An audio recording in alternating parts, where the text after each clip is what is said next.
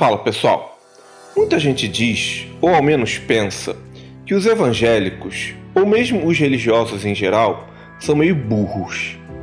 Principalmente no meio de pessoas críticas à religião e ou muito acadêmicas, há uma sensação difusa de que o crente é uma pessoa cognitivamente inferior. Mas será que isso é verdadeiro? E o que o ponto de vista LGBT pode acrescentar a este debate? Se você se interessou pela discussão e quer saber mais sobre isso, se inscreve no canal, ative o sininho, dê o like e vem comigo.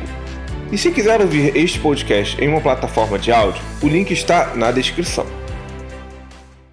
Inicialmente, podemos dizer que a associação entre burrice e religiosos, principalmente evangélicos, é um preconceito. Isso porque há pessoas inteligentíssimas e que são bem religiosas. E isso na Igreja Católica, nas igrejas protestantes e talvez até nas igrejas neopentecostais. Ainda que neste último caso, isso possa não ser tão comum assim. Grandes intelectuais cristãos moldaram a história da humanidade. E também há pessoas não religiosas que são bem burras. Logo, ser crente em si não diz muita coisa sobre a pessoa ser inteligente, certo? Bem, sim. Mas talvez haja um problema aí e que tenha a ver com o próprio conceito de inteligência. Durante muito tempo, ser inteligente foi associado a ter um raciocínio lógico e matemático. Só que essa ideia já caiu faz tempos. Hoje em dia já se fala em inteligências múltiplas, inteligência emocional, social, etc. Uma pessoa pode ser ruim de matemática, mas boa em dons artísticos, por exemplo. E um indivíduo pode ser excelente em matemática, mas ter uma sensibilidade social ruim. Logo, a noção de inteligência tem algo de relativo. Porém, apesar de reconhecer as nuances deste debate, existe um tipo de inteligência lógica básica que faz das pessoas plenas em capacidade de raciocínio ou um indivíduo que podemos chamar de razoável. E é aí que entra a questão filosófica da inteligência dos crentes ou dos cristãos em suas várias vertentes. Se nós desconsiderarmos as exceções, será que a massa desses indivíduos tem um grau mínimo de inteligência? Para respondermos a essa pergunta, talvez seja legal chamarmos a homossexualidade para o debate. Isso porque ela pode nos ajudar muito na compreensão da inteligência dos evangélicos e cristãos em geral. Mas se você quer saber mais sobre este assunto, não esquece de dar aquele like, se inscrever no canal e ativar o sininho. Foi? Então beleza. Cultural e teologicamente, os homossexuais são vistos de forma muito negativa pela religião cristã e por outras religiões abraâmicas. A homossexualidade é vista como um pecado e, principalmente, como uma escolha. Já vi pais expulsarem seus filhos de casa ou lhes atormentar a vida em função de terem filhos gays ou lésbicas. Vi indivíduos abandonarem para sempre suas famílias, rompendo laços emocionais profundos, unicamente para se protegerem. No mundo todo, pessoas são agredidas e mortas em função de sua orientação afetivo-sexual. Diante deste quadro, eu sempre me perguntei uma coisa muito básica. Ora, como é que uma pessoa em sã consciência escolhe ser agredida, morta, expulsa de casa ou afrontar seus pais e sua família sem nenhuma necessidade? Ora, se a pessoa é submetida a tudo isso e ainda assim não muda, é porque, no mínimo, ela não consegue mudar, pois isso faz parte da natureza dela. E diante deste quadro, uma pergunta básica que se faz é: como é que evangélicos e cristãos em geral não conseguem chegar a uma conclusão lógica tão evidente? Eu, como homem gay, sempre me surpreendi com isso. Se as pessoas pudessem mudar quem elas são, elas mudariam. É muito mais fácil ser aceito pela sociedade do que ser minoria discriminada e violentada. Gente, mas como uma pessoa pode ser tão pouco inteligente a ponto de não perceber o óbvio? E é aí que entra a questão da suposta intrínseca burrice das pessoas crentes. Sempre que eu vejo evangélicos dizendo que a homossexualidade é uma opção, eu tenho dúvidas se estou diante de uma pessoa com capacidade de raciocínio num nível mínimo de decência. Em outras palavras, tenho dúvidas se estou lidando com um ser humano ou com uma espécie não humana. Porque quem em sã consciência escolheria ser o diferente? A menos que o sexo gay seja tão gostosinho assim, a ponto de fazer a pessoa querer ser assassinada, agredida ou decepcionar seus pais. Falando em português muito claro, me angustia o fato de saber como é que tem gente tão burra para acreditar em algo assim. Desculpa se ofendo alguém, mas eu não consigo pensar em algo diferente. Naturalmente, a questão toda não se resume à capacidade de raciocínio. Existe aí um apego de fundo lógico e emocional a toda essa lógica. Se Deus criou o homem e a mulher para se unirem entre si, como é possível haver na criação pessoas diferentes desse suposto projeto que a ideia de Deus impôs na humanidade? Gera um constrangimento, mas eles continuam no raciocínio. Segundo a pseudológica cristã, os seres humanos nasceram com vários pecados, frutos do pecado original de Adão e Eva. No caso dos homossexuais, eles nasceram assim e devem lutar contra esses impulsos. O problema aí é, qual seria o resultado dessa luta?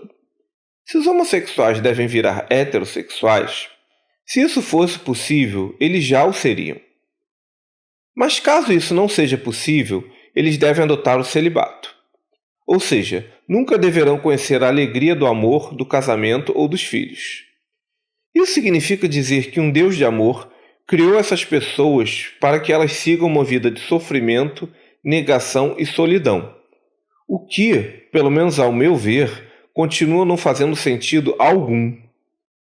Esse raciocínio implica em dizer que Deus criou as pessoas de uma forma com a qual Ele próprio não concorda. Com todo respeito aos cristãos, mas essa lógica é de uma bizarrice indescritível. Eu já vi situações familiares dramáticas nessa relação entre religiosos e homossexuais. Já vi pais se distanciarem profundamente dos seus filhos e vice-versa, porque a mãe disse que não criou o filho viado. Sim, ela não criou, e nem o filho escolheu ser assim. Tem certas coisas que simplesmente são, e se as pessoas pudessem mudar, elas mudariam. Como é que uma pessoa em plena capacidade de raciocínio não consegue ver algo que é tão evidente para qualquer indivíduo razoável? Vejam bem, isso não significa que não haja nenhum grau de escolha em nossas atitudes. A promiscuidade, o uso de drogas, adultério, tudo isso são, em algum grau, escolhas. Contudo, o cerne do desejo afetivo e sexual em si, ele simplesmente existe como parte integrante do colorido da psique humana. O problema é que admitir isso significa rever séculos de crença consolidada e, com isso, rever a própria ideia da Bíblia como a palavra de Deus e não como um relato do modo como as pessoas viviam e pensavam na Idade do Bronze, que é o que este livro é em última instância. E para sermos justos e não criticar apenas os religiosos, organizações místicas como a Ordem Rosa Cruz, por exemplo, já me escreveram documentos afirmando que não faziam casamentos homoafetivos porque eram contrários às leis naturais. Ora, como é que a natureza pode criar algo contrário a ela mesma? É muito impressionante a capacidade cognitiva dessas pessoas. Por fim, não dá para dizer que crentes, católicos ou evangélicos, ou mesmo místicos, sejam burros em essência. Até porque há muitos religiosos e cristãos muito inteligentes. Contudo, a relação dessas pessoas com a questão LGBT me leva a profundos questionamentos sobre se todos os seres humanos possuem a mesma capacidade cognitiva. No mínimo, os indivíduos homoafetivos ou transgêneros deveriam ser vistos com compaixão pelo modo como nasceram. Igualmente, certas crenças deveriam ser revistas por qualquer pessoa com grandeza de caráter e raciocínio crítico mínimo. Na verdade, a gente pode até dizer que o modo como as pessoas enxergam a causa LGBT diz muito sobre o caráter dela e a sua capacidade de raciocínio. Mas não é isso o que se vê nas massas de religiosos.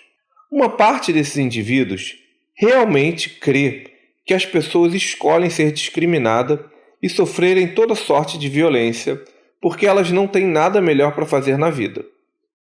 Indo mais além, mais de 5,5 milhões de crianças no Brasil não têm um registro do pai heterossexual na certidão de nascimento. Mas o que ameaça a família é o casamento gay. Existem milhares de crianças morando em favelas e em situação de pobreza. Mas o que ameaça a infância é criança travesti com ideologia de gênero, que, por sinal, eu nunca vi nenhuma na rua. Recentemente, a cantora Isa, grávida, foi traída pelo marido heterossexual, que cometeu 2 pecados, o do adultério e o da fornicação. Nenhum líder evangélico se manifestou sobre isso. De fato, não é possível dizer que crentes são burros, pois isso seria um preconceito.